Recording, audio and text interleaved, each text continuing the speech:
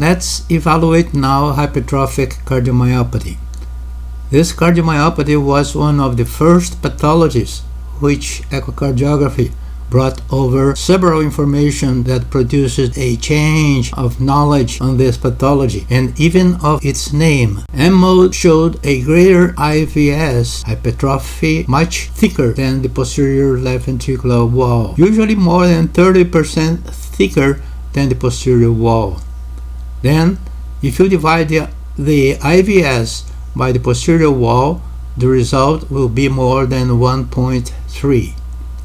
This was thought to be the hallmark of this pathology and changed its name to hypertrophic cardiomyopathy with asymmetric septal hypertrophy, or ASH. It's interesting that echocardiography disappeared with the name that this condition had before, IHSS, or idiopathic hypertrophic and subaortic stenosis, and gradually is also disappearing with the yet existing division of the hypertrophic cardiomyopathy with concentric hypertrophy without asymmetric septal hypertrophy, and that one with asymmetric septal hypertrophy. We echocardiographers were diagnosing all the hypertrophic cardiomyopathy as having asymmetric septal hypertrophy.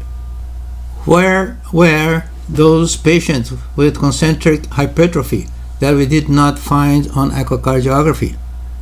But the problem was more complex.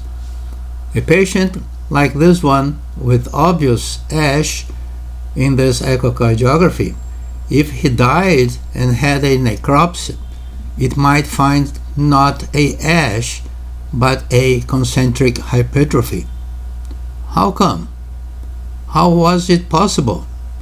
Studies then comparing ASH and posterior wall thickness in echocardiograms and necropsies verified that the thickness that correlates during the life with the necropsis is the systolic thickness encountered in the echocardiography, not the diastolic one. Now see what happens here. There is not much difference between the diastolic and systolic thickness of the IVS in patients with hypertrophic cardiomyopathy.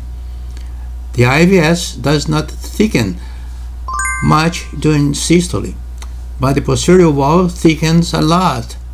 It is hyperdynamic and its systolic thickness may be quite equal to the IVS, in a way that during necropsy, this thickness will not show as asymmetric and there will be a wrong impression that there was a concentric hypertrophy during life. I can say frankly that I have never seen one single case of concentric hypertrophic cardiomyopathy, but seen many cases of mistakes involving the measurements of the IVS and mainly of the posterior wall.